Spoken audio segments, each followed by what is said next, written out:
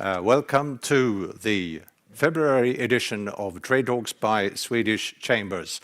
Today's topic is the German market, and today's host is Västsvenska Handelskammaren, the West Sweden Chamber of Commerce, where I, Martin Henningsson, work together with my colleague, who is head of the international department, Mr. Jesper Örn. We will go ahead with the agenda. We'll have a quite intensive program. We will start with some welcome and introduction from myself and Martin. After that, some insights from our sister chambers, because this is Trade Talks by Swedish Chambers. So we have both our Swedish chamber in Germany with us and the German chamber in Sweden, Stockholm. After that, we will have some insights from Swedish companies on site. That would be Brightmill and Polestar. Can also mention that you will very soon receive a QR code so you can ask some questions during the presentations, and we will be able to look at these questions in the end. So please ask any questions of interest. But I think we will go ahead just with a brief introduction and Trade Talks by Swedish Chambers. We have approximately 45 Swedish chambers abroad, and this network of chambers, I would say, is of great interest for you companies. This is the biggest network of Swedish companies abroad, Swedish subsidiaries, but also representative of Swedish companies abroad. And also we're 11 regional chambers in Sweden. So this is cooperation between our Swedish chambers abroad and our regional chambers in Sweden. And just for your information, I think you should just take a closer look at these chambers abroad, because you have a great variety of activities. And if you just look at this picture, you also have a yearly report, which would be the Global Business Climate Survey. That would be a cooperation between our Swedish chambers and Business Sweden and our embassies abroad, which would then give a closer look at 40+ markets abroad and the business climate on these markets. And it would consist of approximately, just over 2,000 interviews with Swedish subsidiary representatives. Moreover, you have a great many activities, such as different network groups. You would have different initiatives coming with startups and so on, with all these Swedish chambers abroad. You could take a closer look at our website, and you would have contact details and also some information on the services on these chambers. And just very briefly, as Martin mentioned, each of these trade talks, that would be approximately 6-8 trade talks each year, is hosted by a regional Swedish chamber, and then we will have Swedish chambers abroad with us. But about West Sweden Chamber of Commerce, we're just over 3,000 members, and for all chambers in Sweden, we're just over 11,000 members. We work just as each chamber in Sweden with promoting our industry with different kind of services, and also, of course, representing you, the industry, being the most important industrial representative or company representative in different issues such as energy, security, skilled supply, international trade, and so on. And just looking a bit closer, Martin, at our services. Yes, the chamber should be a natural contact point for any kind of business support. Here at our West Sweden Chamber of Commerce, we offer all kinds of different help initiatives when it comes to providing inspiration and ideas about new markets, business courses, training. We have academies in export, in leadership, in management, etc. We organize a lot of network groups. We provide hands-on concrete business support when it comes to market data and finding business contacts all over the world. Specifically when it comes to the German market, here are some examples of how we have been helping companies in the past and in the present with contacts and information about the German market. Today you will hear and be introduced to many more partners that you can speak to about the German market. But before we start, we'd like to again repeat what Jesper said initially. Please be ready with your smartphones or laptops by using this QR code, or go directly to menti.com and enter the code on the screen. This is where we ask you to put your questions to each speaker. We will collect them and pick them up at the end when we have the Q&A session. So give you a few seconds to log on here. And now we move on to the next speaker, which is Senior Project Manager. We welcome Ms. Charlotte Roggenbuck from the Swedish Chamber of Commerce in Germany, based in Hamburg, who will now give her view of the German market, and with a lot of helpful information for companies looking at this market for the first time, and also for companies wishing to expand their existing business. Welcome, Charlotte. Thank you so much, and thanks for inviting me. I'm just sending a hi from Hamburg in northern Germany, and I'm not sure if everyone watched the match yesterday. I'm really, really sorry that we bet you yesterday in curling. Sorry about that. But I hope I can make up for it today with a quick dive into Germany and give you some hands-on tips about the German market. You can switch to the next slide, then I'll just say a few words about myself. No, that was one too much. Yes, thank you. As a project manager, I support a few accelerator programs for Swedish tech scale-ups coming to the German market. I've been active as a member in the chamber, and since a year I'm representing the chamber as a senior project manager on occasions like this, but also on the International Trade Day in Gothenburg, and also at the Swedish Chambers International. Long time ago, I did study Scandinavian studies, so I do speak Swedish and I know a few things about Germany and Sweden, and now I will share some insights with you. Together with my colleague Ninni from the German-Swedish Chamber of Commerce, we will give a quick overview about Germany, German politics, and the business climate as well. And first I will start to give you some facts and figures.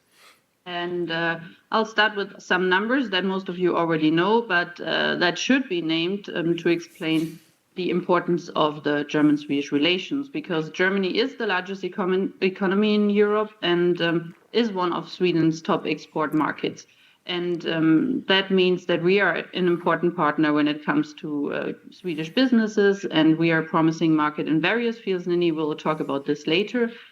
Because the trade between Germany and Sweden is like really, really important for the whole of Europe.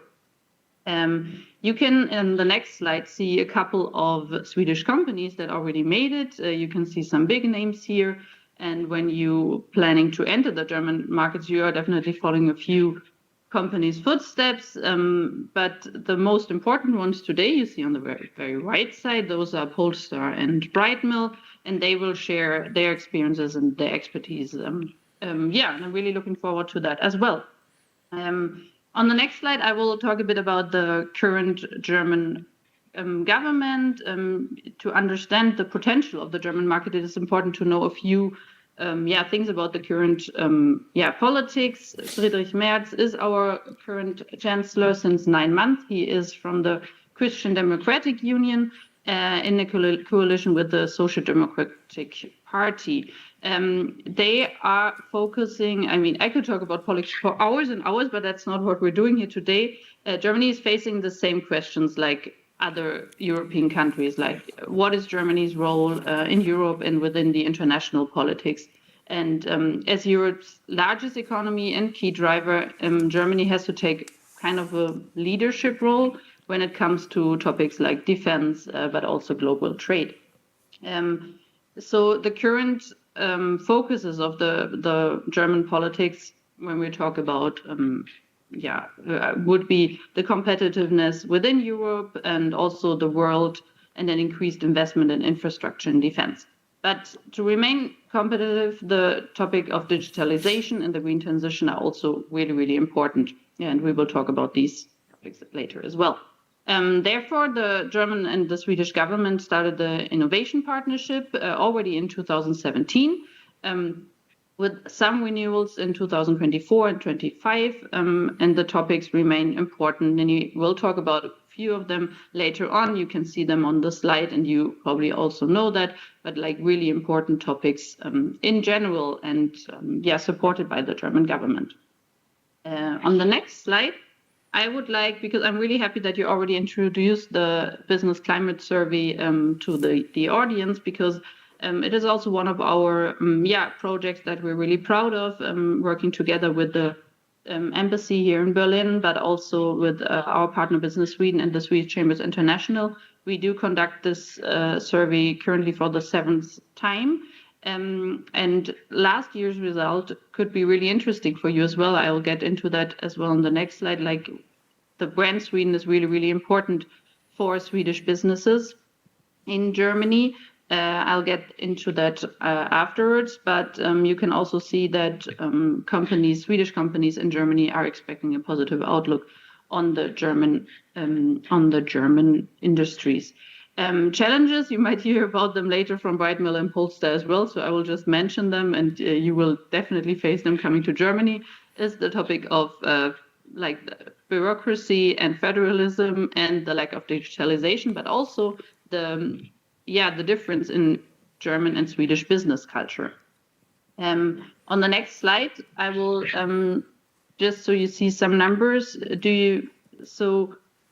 My tip for you is you should not underestimate the image of Sweden in Germany. It is often, not in every case, a really, really unique selling point that you are from Sweden, because Germans are really impressed by Swedes, and they are in various topics a role model, especially when it comes to innovation, sustainability, and digitalization. So you should, when entering the German market, consider using your Swedish roots for your success.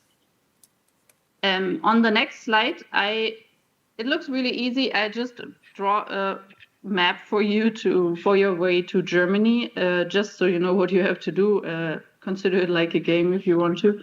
And we would start like do your homework. That's also one of my first hands-on tips for you when it comes to the German market. So before entering the German market, you should really figure out what is your USP in Germany? Who are your like major competitors? And does your product fit German customer needs?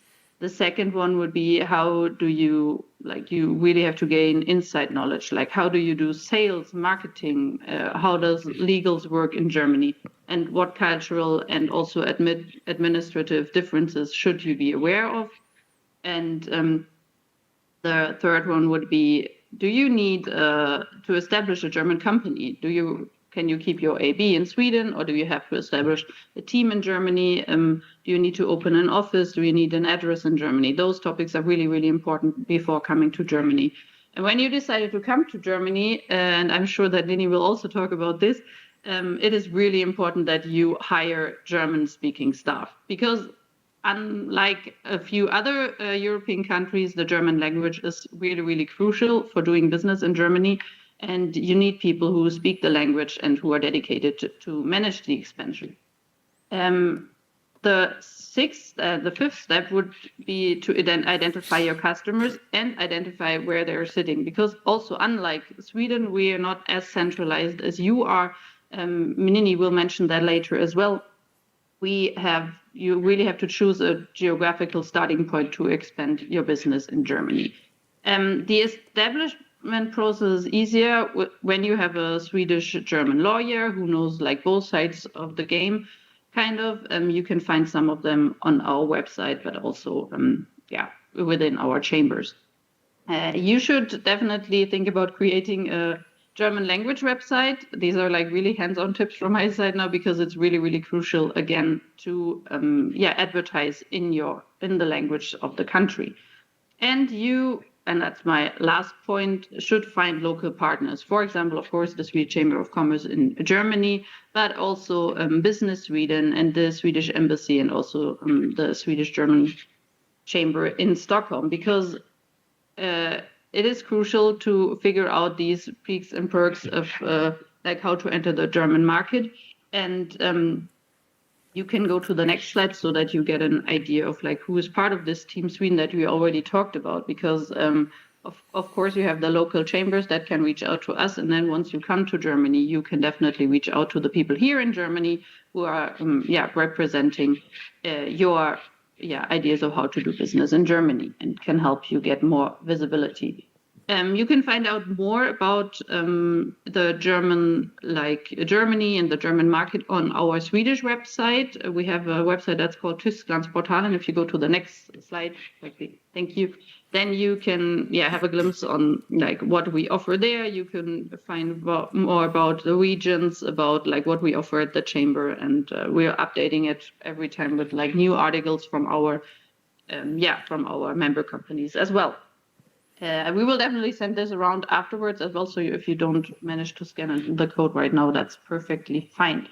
Just a few words to the Swedish Chamber of Commerce in Germany. On the next slide, you can see me and my team. We have our office in Hamburg, but we are supported by 6 regional groups, which represent the different states in Germany. We have around 500 members within our chamber. From various industries, as you already saw on the picture that I showed before, from IKEA, Saab, and so on. The biggest ones are obviously there, but then we also have smaller companies. We have hidden champions from Germany, from Sweden, entered the German market, but we also have a couple of German companies that are eager to support Swedish companies when they come to Germany. We do have a junior chamber club as well, where we support young professionals. You might be interested into looking at that as well, because we offer support for them when it comes to like, how do I fund my own business? How do I do the next steps in my career, and so on and so forth. And we do have a business women's initiative who are celebrating their 5th anniversary this year. They are also eager to learn from like Sweden as a role model as well. On the next slide, you can find all of this on our website as well, obviously, but just a few hints where we can support you as a chamber when you come to Germany. You can definitely, through our network, gain visibility through various events. We just counted, and last year we went 76 events in whole, online, but also on the ground here in Germany, obviously. And we have networking groups where you can like connect and exchange exclusively within your field. We do have a member-to-member program. We support you with your press releases, and we have a job portal where you can recruit your new staff members. On the left side, you can see the fields where we offer advice, where we can refer you to advisors when it comes, for example, to tax, to law, and so on and so forth. Everything that you need to get started on the German market. And before I round up here, because I guess I'm kind of in time, if not, someone would have interrupted me probably. Some hands-on tips on the last slide. Some of them are already mentioned, and some of them will be mentioned later for sure, but I'm pretty sure that you can't hear them more than enough. One of them, German is really crucial. You should really not underestimate when it comes to Germans coming about their language. They're really keen on, even if it's just like the greetings or whatever, it is really crucial that you have someone in your team that speaks German. Second one, do your homework before coming to Germany. Learn about the German market, learn about your customers, where are they sitting, where are partners sitting within Germany, because it's really crucial that you find the right region where you should set up your business.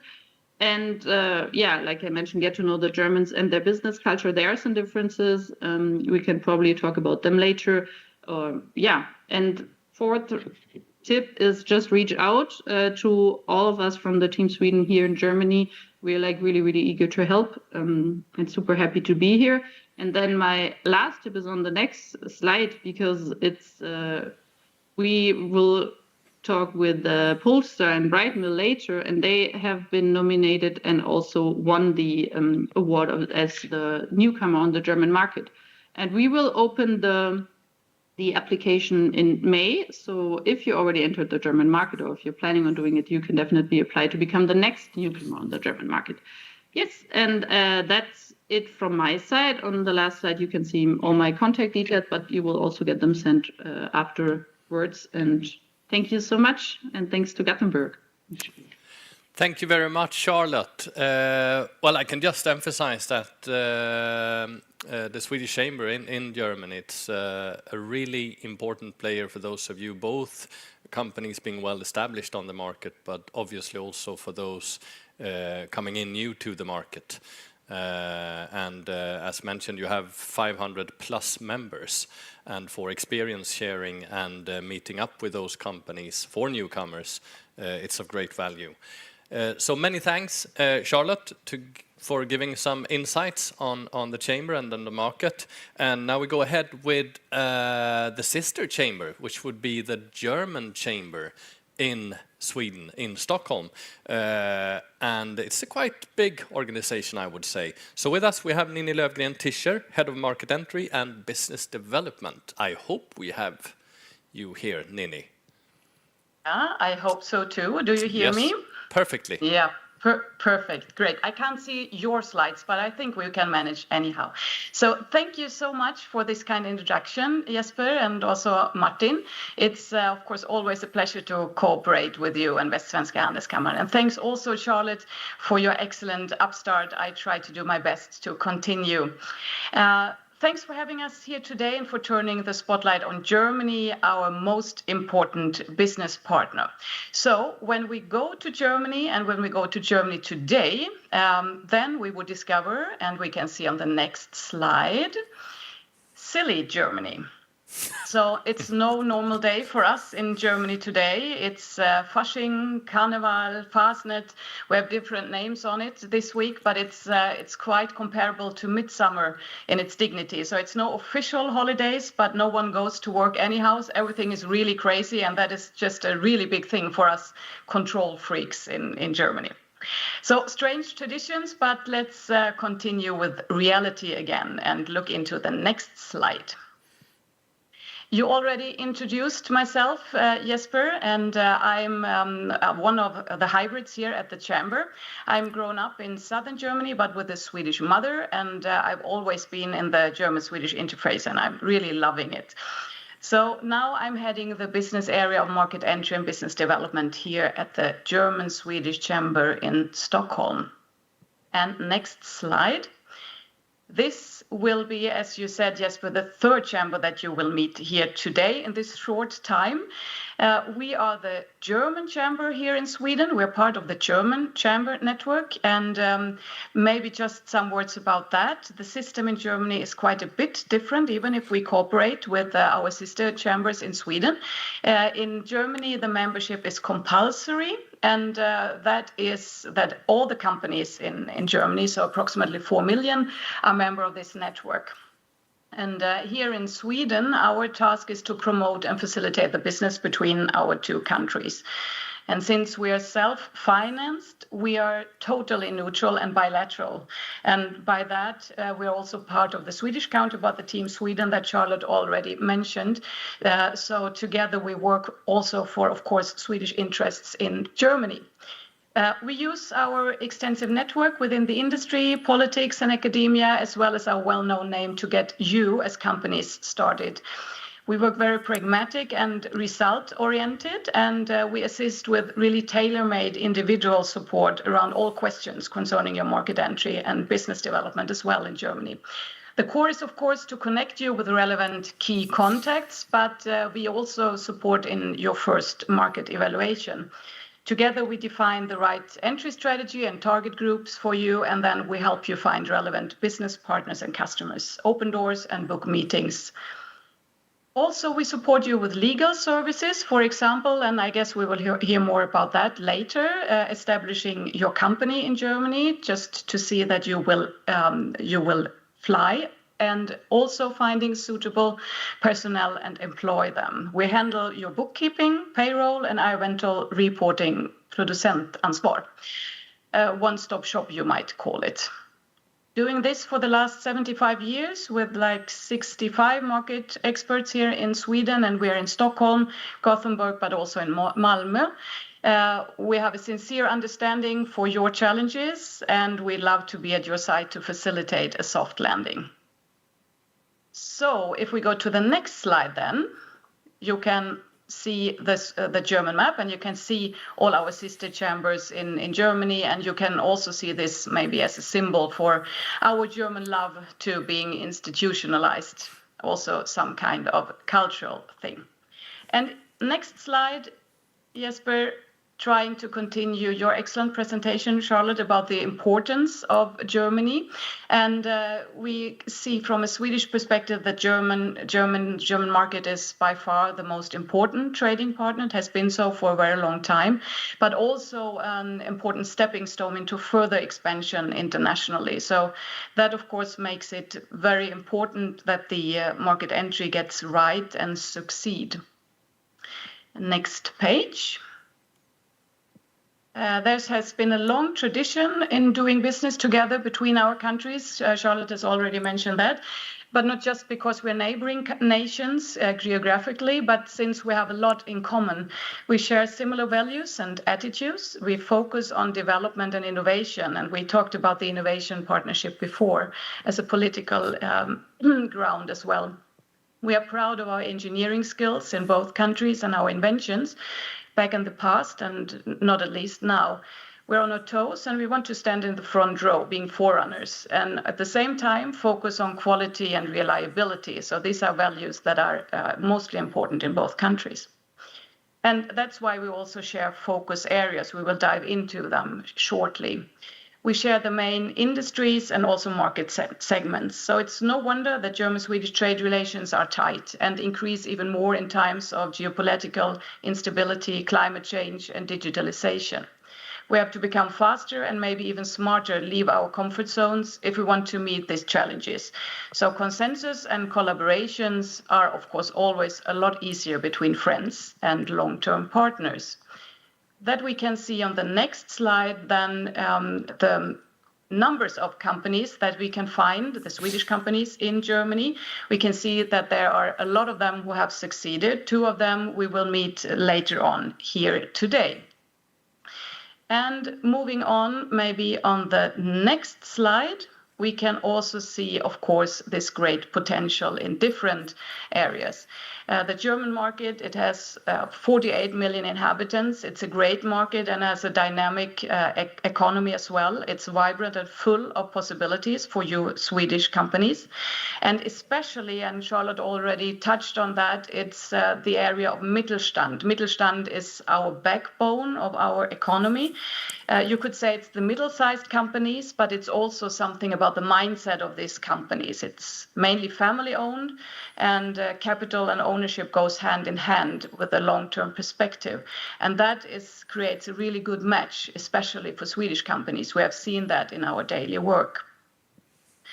And if we go to the next slide, we can also, of course, again see that the German market, unsurprisingly, also is tough and competitive. We are a federal country with 16 quite independent states, the Bundesländer, we heard that already. And even if we have central legislation, there's a lot of areas where you have to look into regional regulations and processes. So there's no such thing as one single Germany. And that's why we often recommend starting with one region, a region where you can see a good match in focus areas and your industry, where your customers are at home and you fit into an ecosystem that gives you your market entry a real boost. And here we can switch slide again and summarize that there's, of course, an enormous potential and opportunity, but at the same time, we can also see that there are quite some challenges. And I guess that our companies will dive into that later on as well. So just not to forget the legal aspects and the buying behavior, for example, and the business culture. But having said this, in being aware of the challenges, you can handle them and they will not turn out to be a problem. It's just a fact that you have to address. So let's stay Swedish positive and focus on some opportunities. And on the next slide, we can see some focus industries where we see quite some potentials for Swedish companies. Since we match, of course, and are quite similar, we can see possibilities in all areas. But in this that we have gathered on this slide, you can see specific openings for you as Swedish companies. And you might find yourself in one of those. So there's quite some traditional areas when I look to manufacturing and life science, but also mobility that need to reshape in their focus. But also we can see like areas that are like exploding to I'm not sure if I can use that term, but still the area of security and defense. And not to forget some interdisciplinary areas like lightweighting and AI, where we are really tied together between our countries. Here you can see a lot of great business opportunities for Swedish innovative companies. And if we look into the next slide, it's the same here to state that you have to look into your Germany. You have to look into maybe clusters that can guide your way into where to enter the market. We put together some areas that could be of interest for you. And as Charlotte already mentioned, you get, of course, these slides afterwards so that you can dive into that more in detail. And next slide will be, we just put together 4 areas where we can see a really terrific opportunity for Swedish companies. And we have, of course, to start with the defense and security area that benefits massively from the geopolitical turning point at the moment, and also, of course, the requirements for cyber resilience in Germany. And as a base, we have the Federal Infrastructure Fund. That is quite something important for us in Germany. It's a catalyst, and we can see that there are 500 billion euros on the table for investments within infrastructure, where defense and security is one focus area. So this is one of the biggest areas where we can see a good opening for you.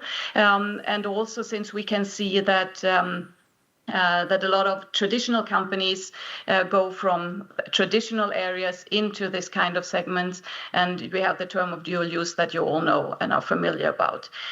We put together on these slides also important trade fairs, and that is really important to mention as one tool to enter the market. Trade fairs are a really important thing in Germany. It's big events that you have to prepare very thoroughly, and every segment has its own, of course, and as I said, we put them together in this slide so that you can have a guidance in what could be of interest for you. We also highlight a few activities, and you can see them here. We have a delegation trip to the next conference already next week, actually, and also Access Germany as one program and initiative where you can start your business in Germany through a really thorough market entry program. If we look into the next sector, it's an evergreen energy and clean tech. And here Sweden has a lot to add to the German situation. We can see that hydrogen is very focused still in Germany, but also grid flexibility. We can also see that sustainable city planning is of really top of mind, and new materials, lightweight also, and water treatment is a really hot potato in Germany as well. And here we have, as you can see in the bottom, some kind of delegations coming in where you can meet German companies and see if you could match and do business together. Infrastructure, I already mentioned that. Here we have this infrastructure fund, and it opens a lot of opportunities for you. So look into that as well. And last but not least, a traditional area with continuous potential, not at least when it comes to driving of innovation and the area of e-health. Life science, here we see a lot of matches between our both countries, and we open up for you to see and come into the German market. These are just 4 areas that where we can see specific potential for you. And of course, we would love to support you also in other areas to put together similar dashboards to see what kind of potential is there and how to approach the market. Just as a little teaser.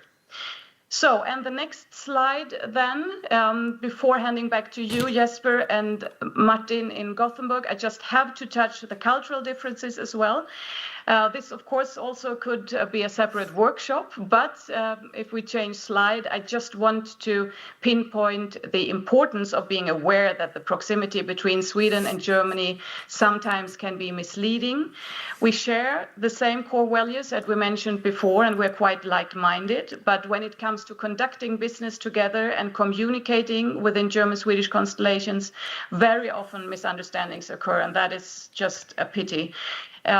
Just because we assume that we have the same mindset in working culture. But with us Swedes being quite informal, pragmatic, and in addition also communicating indirectly, that can sometimes be hard for us Germans on the other side to handle. An agile, det ordnar sig mentality is not always compatible with a clear structured process that is characterized by planning and control in Germany. So I think we will hear more of that from our company cases in a short while. And with changing the slide, I would just want to focus on that before you enter the German market, you really have to gain insight into the differences between German and Swedish business culture and just understand the implementations for operational collaboration. By remaining authentical and combine the both culture respective strengths in a smart way, you can make the most out of it, and even this combination can be a success factor. We've seen it and it works really like a charm. Charlotte also mentioned that already with the so-called Sweden bonus. So, moving on to the next slide, you have the book that you can order, of course, but then coming to the end, and the big question, are you ready for the German market? And also, I would like to conclude with some 5 very pragmatic tips for successfully navigating into the German market. Think regional. We have heard that several times already, but it can't be stated enough. You have to find your Germany, understand the unique characteristics of the region and the way business is conducted in the different regions. So start locally and build up from there. That is quite enough with this big market. And think niche, define clearly your unique selling points and find your specialty areas to focus on. And that might actually be different ones when it comes to how you work in Sweden. Be prepared, do your homework, and have a detailed plan and be thorough with the details, because we're really into the details in Germany. Being prepared is the key to avoid unexpected obstacles. Think German and look into your business ideas through German eyes. Also think of the German language, we've talked about that before, as an important door opener, and seek help from a German partner to gain insights into cultural nuances and business practices. This can be critical to build trust and successful relationships. And we are all here for you. We make use of all these support functions that we have, all the programs, the events, and so on. And last but not least, it takes time. Be persistent. Establish yourself. It will take time in Germany. So be prepared for long-term investment and understand that it takes time to gain the trust and the customers of the partners and so on. So persistence, of course, is always the key to a long-term success. And before handing over, just to remember, we're all here, all Charlotte in Germany, but also we're here at the German-Swedish Chamber of Commerce, the whole chamber family, and all the other players, of course, of Team Sweden. We're here to assist, and please reach out so that we can help you get started and also get onto the fast track to the German market. Thank you so much. Thank you very much, Ninni, Löwgren, Tischer, for valuable insights on what's happening on the German market and how to tackle it. Please remember, Ninni and all the other speakers will be still online here for our Q&A session. So any questions that her interesting information has inspired you to put, please fire them away in Menti. With that, we move on to our distinguished guests and winner of last year's Swedish company program in Germany, the company called Brightmill, and I'd like to introduce to you the CEO and founder, Mr. Henrik Engstam-Fahlén, and executive recruiter Cornelia Norén, who will give an introduction to their success expansion story in Germany. Thank you for that. No? Do you hear us? Perfectly, yes. Yes, great. Hello, we are from Brightmill and we will introduce ourselves. I think Henrik can start. Yes, I founded Brightmill 15 years ago, and I'm the CEO. We have been working in Sweden for the first will be 30 years, and then we expanded to Denmark and then Germany. I let Cornelia present herself. Yes, and I'm Cornelia. I'm a native German, born and raised in Germany, came here to Sweden almost 22 years ago.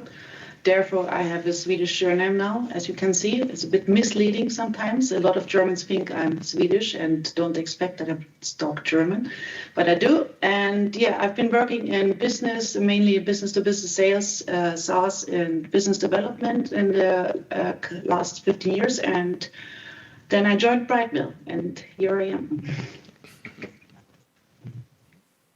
Next slide, please. We can change. So Brightmill, what's Brightmill? What we do, we are a provider for interims management. It means in interims consultant, you expect someone to step in quickly into a new role. If you have a vacancy, if someone resigns, for example. For example, I had a customer in Germany recently of a big hospital chain in Hamburg, and the personal role he was resigning, and the new personal chef he was due to start only in 6 months. So they called me and said, "Please, Miss Norén, I need help. Can you get me interim HR manager?" And we provided them within 1 week. So that's a typical role where we step in quickly and provide experienced managers into different areas, into finance, HR, IT, supply chain, logistics, everything. So we have been interim specialists for the last 15 years. We have a lot of experience, of course, with a lot of different roles. And our companies, as Henrik mentioned, we have been founded here in Stockholm, but we have offices in Copenhagen and in Hamburg. And we, of course, our biggest add is that we have a large network of experienced consultants throughout all these countries. And since 2022, we're part of a bigger group, Roggenbuck. It's easier for attracting top quality employees and colleagues. Next slide, please. So why did we choose Germany? As I mentioned, we believed in international expansion for our business, and we first rolled out in Denmark, but we underestimated the size of the market. It's quite a small market. So then we wanted a bigger chunk of our business somewhere, and we made a quite detailed due diligence for different potential markets.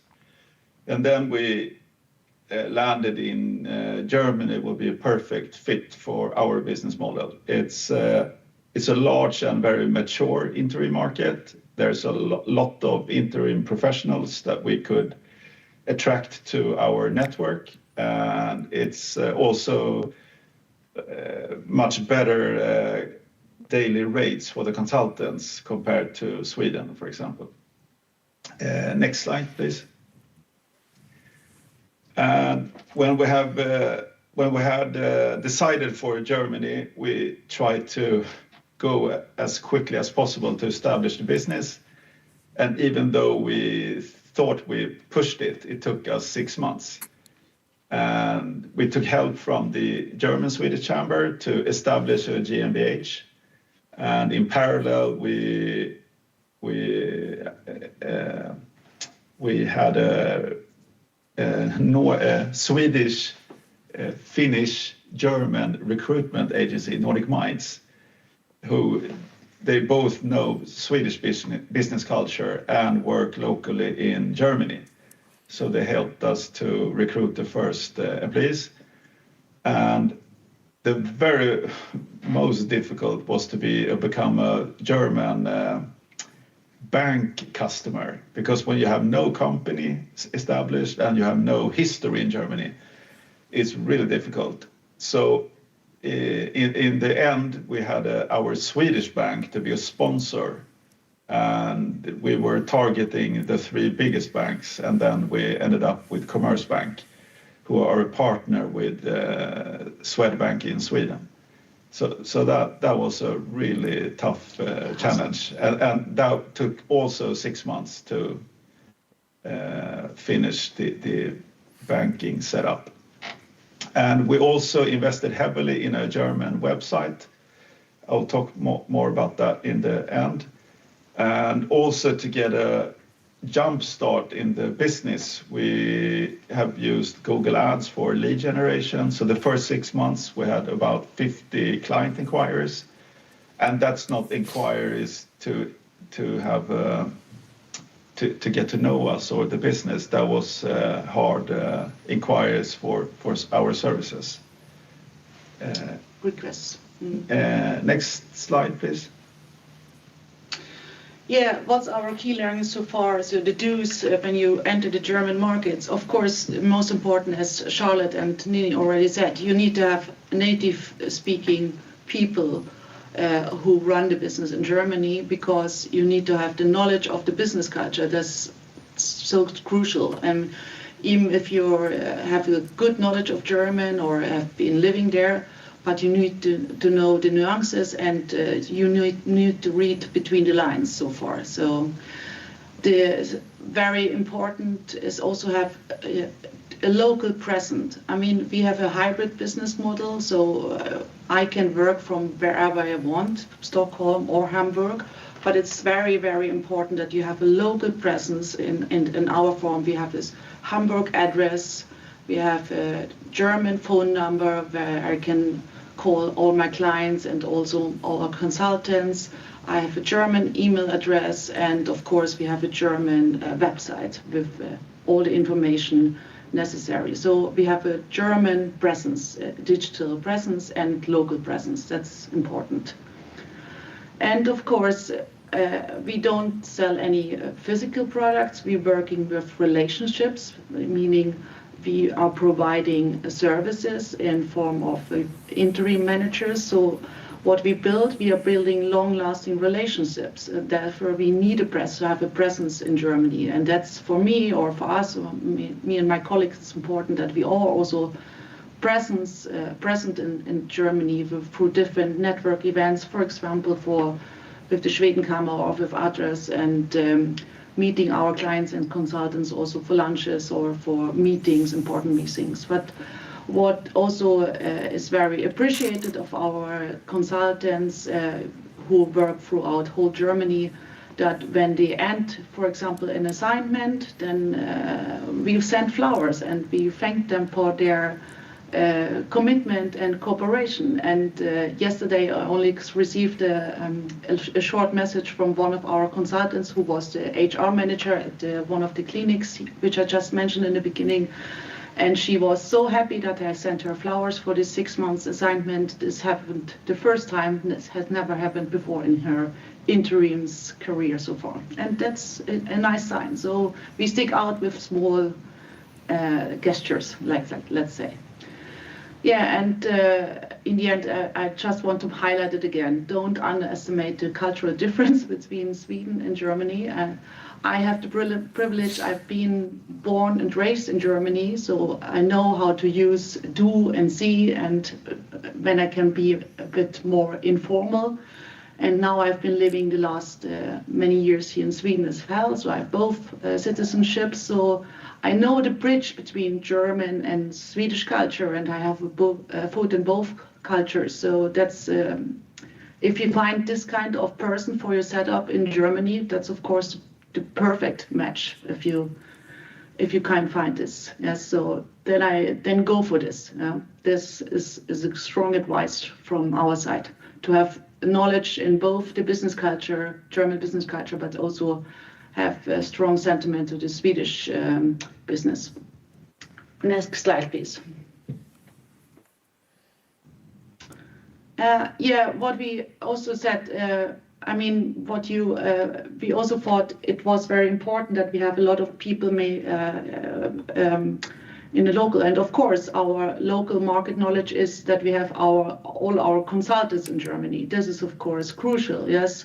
But then as we have all our central services here in Stockholm or in the central, and it's also important that you share knowledge and best practice with your colleagues, maybe of the central services here in Stockholm. So maybe it's not so important that you have to be present all the time, all in Germany. Our consultants are these, but providing these consultants, we can work from everywhere. So in my example, I'm working mostly from Stockholm, but also from Germany. So because knowledge transfer and working according to best practice is most important for our hybrid model, as we have a hybrid model, business model.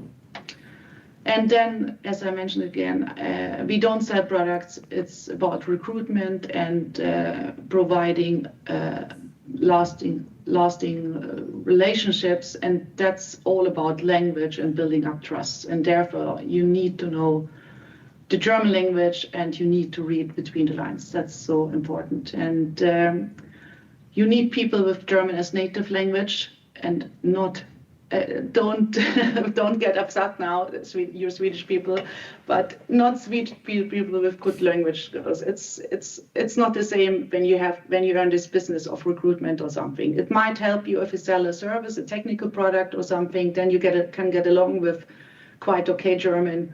But if you are in our business with recruitment, when you work with people and build up trust, then you need to have German as a native language. It's very, very important. And as Charlotte also mentioned, don't expect that English works in Germany. It's not.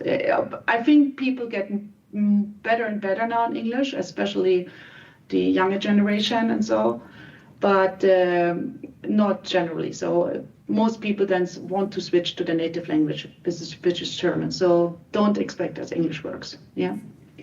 It works in the SaaS industry, in AI, and in some industries very well, but for sure not in the broad Mittelstand. No. So next slide, please.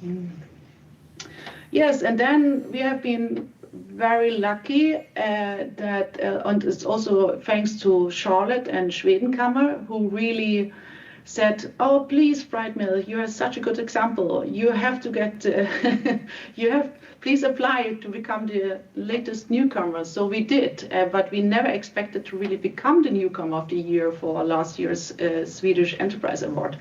But we won, so which was a big surprise for me, as I was in Kiel in November. So and we are still very happy and proud of this achievement and prize. So for everyone going to Germany now in the next couple of months. So yes, go ahead and send your application to Schwedenkammer and Business Sweden and all the others involved in this prize. And it's a fantastic achievement if you get acknowledged as a newcomer on the German market. And before that, we also won recruitment awards. Henrik, yes? Yeah, and from Dagens history, multiple times, 4 times, I think, the Master Gazelle that we're proud of. That we are also very proud of, yes. So the Brightmill way was a success by design, can I say. Next slide, please. Yeah, so one major, I think, for us, the trick to get started very quickly was that we had a good digital footprint. So all new customer acquisitions was by building trust on our website. So we used a lot of international references from clients we have from Sweden and Denmark that we can show in German for recognition. And also that we use Trustpilot. I think many of you are familiar with, mainly from B2C, but it also works with B2B. And we are very proud that we achieved 4.8 out of 5 in customer reviews. And that builds good credibility when you're new in the market. And as I mentioned, we also use Google Ads as the main lead for lead generation, the main channel for lead generation. We spend minimum €20,000 a month in Germany. And as soon as we get a lead from the website, we get a text message and emails, even a ping in the chat. And then we make contact with the client in 5 minutes. And then during those 5 minutes, we get to know the customer, so we know and the role they're looking for. And usually that's a very good start, that they think we're very alert and most German customers are really surprised that we react so quickly and so, oh, you're already responding, you're already calling, you're quick, wow. Yeah, because usually when you're looking for an interim solution, it's urgent. And that's why also Google Ads works so well for us. Maybe your normal recruitment agency can't supply you with this kind of niche services. So then you look for a new supplier. And also that a lot of the big recruitment firms, they don't have the brand to attract the more, we have more senior level leaders or specialists. So then it's better to have a brand that is more premium brand to attract those candidates. And also we say that we have a good mix of being very digital and have senior recruiters that can do the work, like Cornelia. And it's often very, very challenging what they ask for, the clients. If it would easy, they would do it themselves. But usually, we can solve it. Usually, we can present candidates within days or maximum a week. So that is the core of our business. Yeah, and also what Henrik just mentioned in the beginning, that we work with Trustpilot. We ask our both candidates, the consultants, but also the clients within 1 week after the start, how they found our processes, and then that's very good. So good rates because they are so satisfied, content with the work and the cooperation. So thank you for your attention, and if you want to reach out, then you have our contact details in the end. Thank you very much, Brightmill. And one can just conclude that you really carried out your analysis. And I think 6 months for entering the market was quite quick, actually. We will hear Charlotte and Ninni on that experience, but also that it obviously take focus and investment. We will now go ahead with our final speaker, which will be a company that I think most of you are quite well aware of, and it's Polestar, and their head of sales in Germany, Mr. Frank Mäling. Welcome. Thank you very much. Thanks for having me, and thanks for the very valuable insights, Cornelia and Henrik. Really interesting to hear from you how you started in Germany. So I'm Frank, I'm the head of sales for Polestar in Germany. If I don't do my job well, Polestar might reach out to Brightmill at a later stage. No, just jokes aside, thanks again for the insights. And if you move on to the next slide, I usually start my presentations with asking who of you in the audience has heard about Polestar. I think in this case, the answer would be a little bit different, because if I ask the question in Germany, it's about 1/3 of people who've actually heard about us. Means 2/3 never heard about Polestar in Germany. I think in Sweden it's quite different. Some of you might actually have seen that building that you now see on screen because it's located in Gothenburg. It's our headquarters, and we are the one and only European EV, meaning electric vehicle startup. And I'll show you on the next slide where we've been on a timeline since our start. So Polestar might be familiar to a lot of you. We've started out as an engineering and tuning company, actually acquired by Volvo earlier in this century. And from that, we've moved on in 2017 to becoming a standalone company, being a startup launched by Volvo Cars and the Geely Group, launching our first 2 cars, Polestar 1 and Polestar 2. And since then, we've evolved into a standalone company being listed on the Nasdaq since June 2022. And we've launched 2 more cars since then, and we're not stopping there. So today we are looking at expanding our product portfolio, expanding our market presence, and also shaping our brands more and more. And something that came out already today is that Swedish brand identity that we always love to carry out, and that has always been a success factor when it comes to our launch in the global markets that we're present in. How does our presence look like globally? So if you look at the next slide, we are now 3,000 employees, which is, by the way, not a lot for a car manufacturer, because you can imagine that you need a lot of people manufacturing the actual cars. Those are our Volvo employees, not Polestar employees. So we are still very closely tied to our colleagues in Volvo. As I said, again, Swedish heritage and a lot of knowledge that simply exists there. We are present in 28 markets. Thereof, obviously, Sweden and Germany, which I'm going to elaborate more on today. We have 217 so-called spaces. What is that? It's our physical retail representation. You could say our shopping outlets. That's where we present our cars to customers. That's where you can test drive them. And what we're especially proud of is we have more than 1,100 service points globally. That means you can service your car in almost every Volvo workshop, which gives you, again, a lot of experience and knowledge about the cars, but also a larger footprint, which is usually something that as a startup company you wouldn't have. And also, especially important in Germany, you saw all of the companies being present in Germany, a lot of global companies as well. We have over 120 global partnership agreements with large companies, also German companies like SAP, for example, which is good customers of ours. The brand has been built around 3 core values, which you see on the next slide. We're very much into sustainability. Well, every car manufacturer is these days, and probably most of the companies are these days. And I will tell you a little bit more about that later in the presentation, what we mean and how do we actually mean that very serious. Second core pillar is design.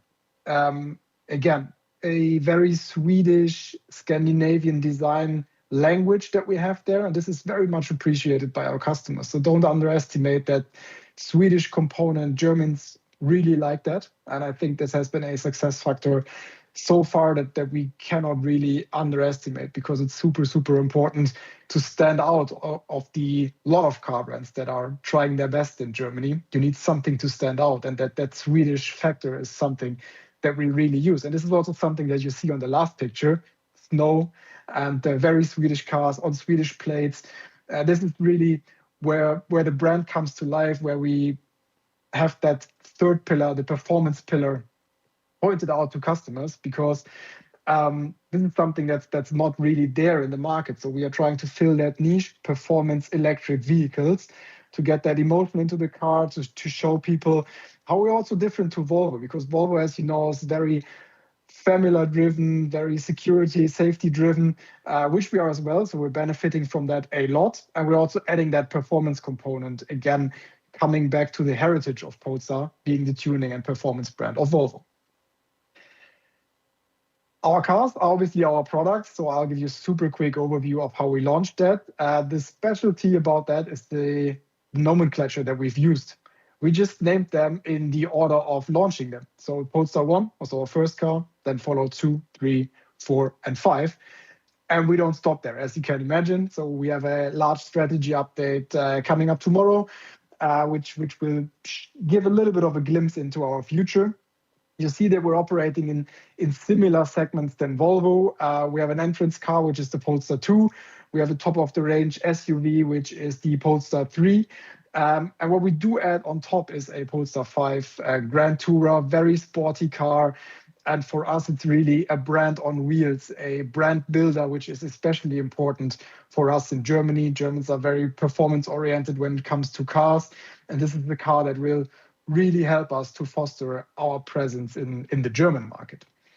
Talking about the German market, I want to take you along that journey today. So how did we launch in Germany? What did we learn? And I will come back to one point that I already mentioned, which is the sustainability point in a second. But before I do that, why we started in Germany is the question that I asked myself. So first of all, I'm standing today in Cologne, and if I drive 2 hours in whatever direction, I can reach 20 million people, which is almost double the population of Sweden. And this is just 2-hour drive from where I stand today. As it's already been mentioned, Germany has over 80 million inhabitants, obviously. And this is also something that we've considered. We cannot talk to all 80 million people at the same time. So really had to stick out with what story do we want to tell. And for us, the most important one is, if you enter a car market like Germany, with that traditional industry that we have here as a new entrant, as essentially a startup, then you have to very closely build your brand. And sustainability was the one point that we actually focused on a lot. And if you move to the next slide, these are some insights of our sustainability journey. So to keep it super clear, we are convinced that electric vehicles are the way to go. And we see ourselves as the challenger of the German automotive industry as well. And to do that, you cannot only say it, but you have to really live it and let people feel it. So we're doing a lot of things, but some of the things that we are most proud of is that we actually are super transparent, which is also a value that we're trying to carry from our Swedish heritage, about our CO2 emissions, because our EVs, they are not CO2 neutral yet. We need to build them, we need to ship them, obviously, and all of this is still emitting CO2, but we're super transparent on it, and we are especially proud of having reduced the CO2 footprint of our cars by 20% already. So optimizing logistics routes, optimizing the factories, for example. But we also say we're still not there. So we want to bring this down, ideally to zero. And on that road, we want to challenge the industry. We want to challenge them when it comes to new materials. We want to challenge them when it comes to transparency on where we get these materials from. So how does that work into our German strategy? Again, we want to challenge them, and we want to lead the way, take the industry along, which is only working if you know your brand and if you know your niche, which takes me to my next point, our brand and our marketing activities on the next slide. So how did we conquer that competitive German market? If you move on to the next one, please. We found out that it was super important to be digital. I think what we saw from Brightmill as well, you need to be fast, you need to be digital, because there is no way to physically capture 80 million people. And by the way, we have 15 cities with over 500,000 inhabitants. So there is no real way to only physically activate these cities and activate this population. So this was for us super, super important. We've done it by test drives. This is obviously very industry specific. We want to get people in our cars. We've ran events all over the place. We've always activated them digitally and then combined it with a physical experience on the ground. We've also very carefully built the brand, and we build it for clearly defined target groups. Because as I said before, 84 million people, you cannot talk to all of them at the same time, especially not if you are competing with the marketing budgets of large automotive companies. So we had to define what are our target groups and where do we already see that innovation and pioneering spirit that you need to switch to a completely new car brand, which is then also battery electric only. So that needs some future thinking from the customers. And we saw that, first of all, the large companies in Germany, like all of the blue chip companies, for example, they are on sustainability agendas and they are very interested in new players, new products. But we also saw that the German Mittelstand, which was already mentioned today as well, is very interested in moving forward with new brands. So we target a lot around B2B and talking to the many, many companies that you have here in Germany, which is not only the blue chip companies, but especially that Mittelstand. And then in order to get to these people, you obviously think about how can you talk to them? How do you get known as a new car brand in Germany? One of the things you see on screen, you might have heard about Borussia Dortmund, the football team, which we are a proud sponsor of since this season. This has been really a boost to our brand awareness in Germany. So a lot more people know what we mean when we talk about Polestar. They know our products. And this has been really important for us to still define these target groups, but also get a broader knowledge within the German market. And then last, but especially not least, the customer experience. So it's all about the customer at the end of the day. And what's so special about this picture is it's a picture from the IAA in Munich, which is essentially the international auto show that we have here every 2 years. And these are all our employees. These are not hosts from a third-party company or something. So we've been there personally, get in touch with the customers, which also resonates with some of the points that have been mentioned today by the other presenters.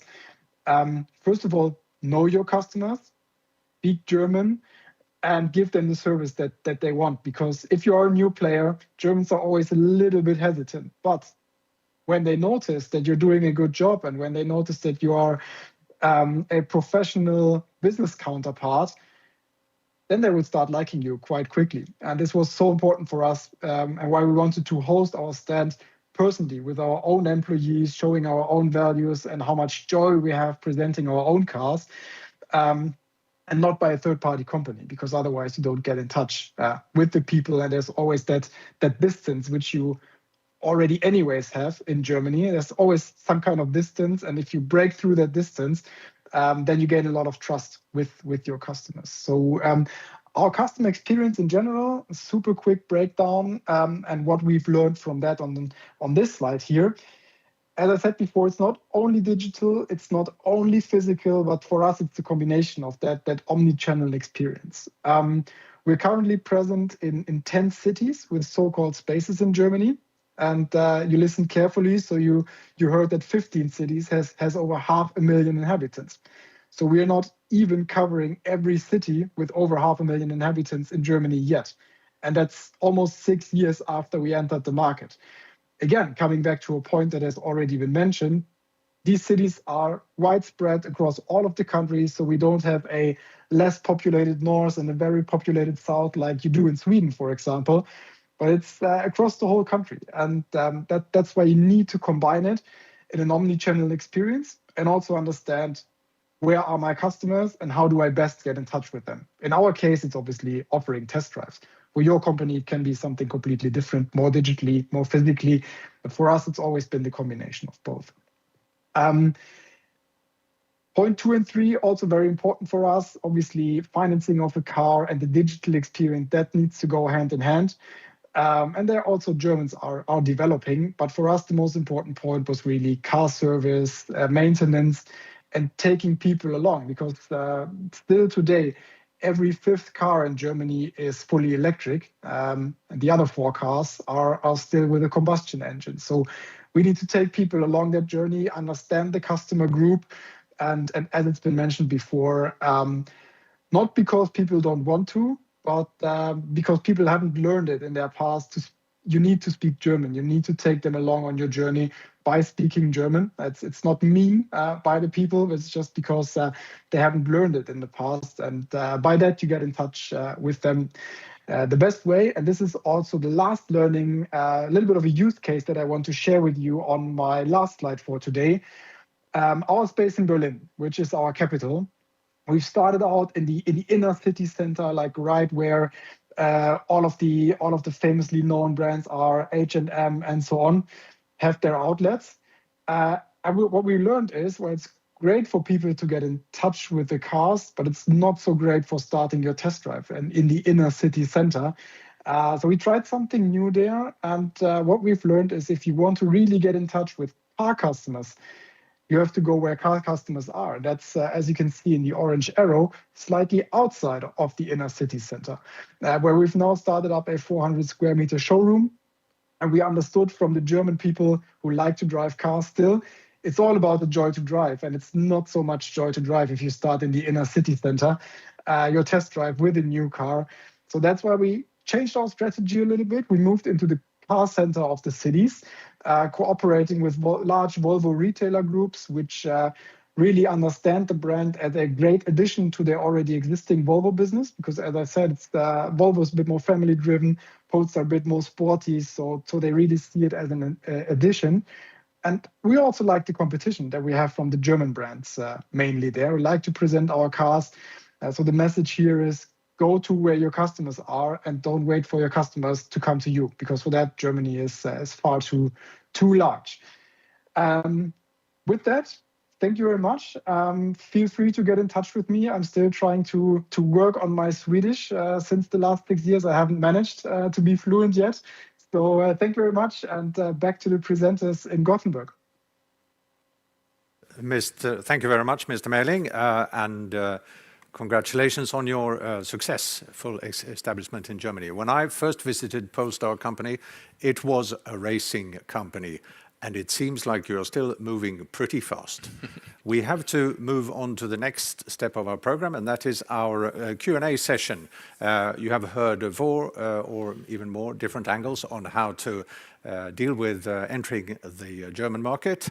And now is the time to pose your questions. We have received one question actually connected to speed as well from the audience. And the question is, what would you consider being the 2 most things that a Swedish company perhaps hasn't done but should have done already yesterday? It's a bit complex question, but what are mainly the 2 things that a Swedish company might have missed when preparing for the German market? I leave the question open to any one of our distinguished co-speakers today. What would you like to say about that? See if we have our speakers up on screen. Yes, perfect. See here. Sorry.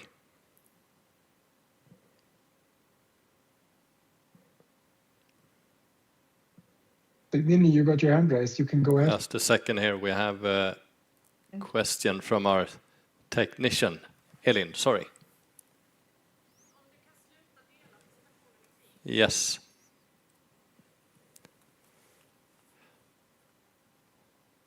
See here. Yes.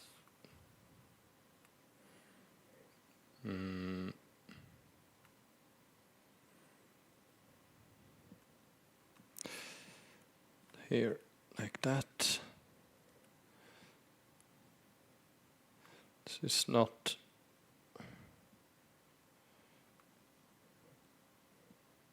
So? Now? Yes. Perfect. Again, what would you say are perhaps the 2 most important things that a Swedish company might not have done, but should have done when entering the German market? What do we tend to forget easily? Who would like to start from our speakers? I guess Ninni raised her hand first, so go ahead, Okay. Ninni. I mean, we from working with this on a daily basis, we would love to have like not 2 things, but like 100 of things. But to conclude, I think it's from the Swedish side, it's very much pragmatic, being pragmatic, and we think we have so much support to get. We have fantastic, smart people here in this round, and we have all these partner organizations that can support. So just relax and keep calm and make your homework and talk to people who can help you so that you won't do like the mistakes that you can avoid. Summarizing a lot of different aspects, of course, but I think that is quite something we can see, that Swedish people are very fast in getting into the first steps instead of just sitting down and try to plan the trip and the journey. So be more prepared and also dare to contact us, all of us, to see where you can get help and support. Thank you. Charlotte, maybe you had something to add? Yes, Charlotte? Yeah, I mean, I think it's really important to not underestimate how different the German business landscape is to the Swedish one, because you have like 3 big centers of commerce in Sweden, where you have Gothenburg, Malmö, or like south of Sweden, and Stockholm. Whereas in Germany, it's like really, like Ninni said, we have 16 states within Germany, and they all have their different like focuses when it comes to the German industries. And you really have to do your homework and figure out where is your industry, where are your partners, where are your customers, and really like Polestar said, we went to Nordrhein-Westfalen, which is in the west of Germany, because you're so close to the bigger cities and you can really reach a lot of customers there. So you really do your homework and figure out which would be the best location to start with. And it's not always Berlin. I have to say this to the Swedes, because a lot of them just start in Berlin. I love Berlin, but it's not always the first place to be. Thank you. And I also think that question was in regard to the German economy, if that's something that you could answer, like the bigger challenges for the economy affecting the companies. What would these be? What would you say has to be solved? Because we do know that the German economy has passed for quite some difficulties. Anyone? I mean, you definitely have to be... sorry. Ninni? Oh, you first.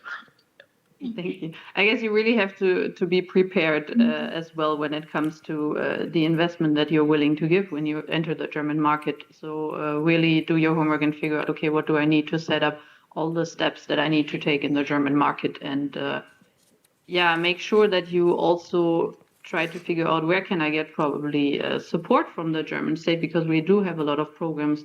We do have a lot of hubs that also Ninni mentioned. So where can I find the infrastructure that really helps me and which is supported by the German government, by the German politics? So where you can really figure out, okay, I enter the German market, where are the people who can help me, and where can I get funding for like my business as well in Germany? I guess that's really important to figure that out.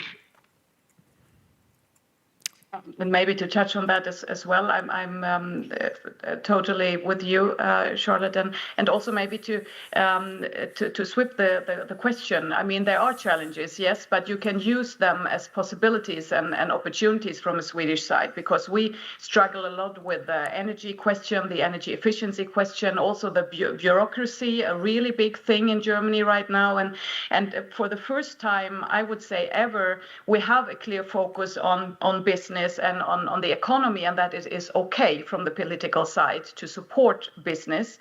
And that, of course, gives Swedish companies actually an opportunity to step in with innovation, with start and scale-ups, to help us Germans to maybe get faster in confronting the struggles that we have.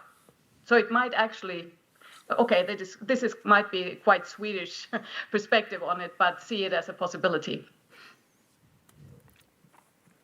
Thank you. Martin, I think you had some more questions. Yes, we have today heard how digitalization can both be a challenge on the German market. It can also be an opportunity. And we have seen 2 successful companies actually applying digitalization as part of their export success. So what could we really say? Is this a fast shortcut to the market? Is it the main sector we should all jump into? What's your opinion on this? I mean, especially when we talk about the German... No, sorry.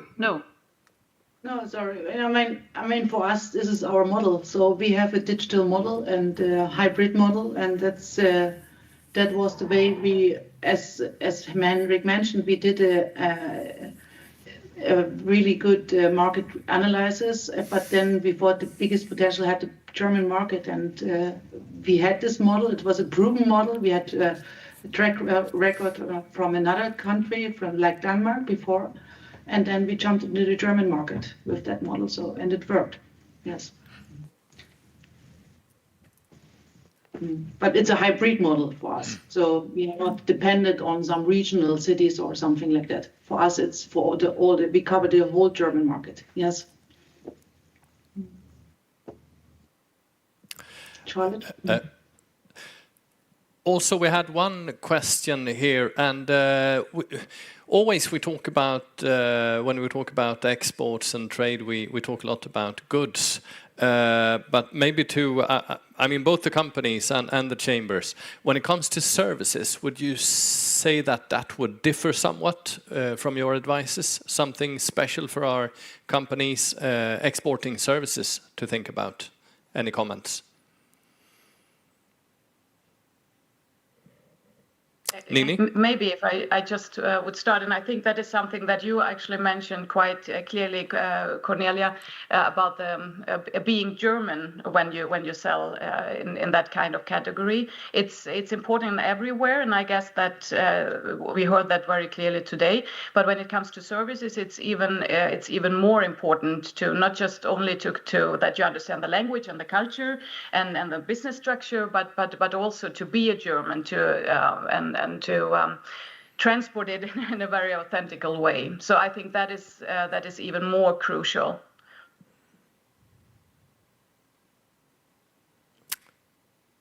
Good. I think we have to round up. It's almost 10:30, Martin. So we'll see here just very briefly on the upcoming trade talks. Yes, this has been one of several trade talks that are going to take place throughout the year. When you get the presentation sent out to you, you will get the exact dates in the enclosed document. But just to mention, we'll be talking about Finland in March, opportunities with NATO in June. In September, there will be an interesting emerging market yet to be announced.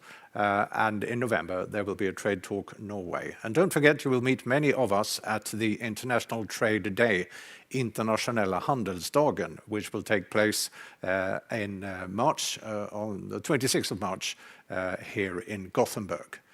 And with that, thanks to our speakers. So many thanks to Charlotte from the Swedish Chamber of Commerce in Germany, and of course Ninni Löwgren at our German chamber in Stockholm, and to Cornelia, Henrik, Brightmill, as well as Frank from Polestar. and thank you to everyone who's taken part today externally, all our audience. And please contact, obviously, our chambers if you need further assistance. The chamber here in Gothenburg, or the chamber in Germany, or our German chamber up in Stockholm. Many thanks for today. Good luck on the German market.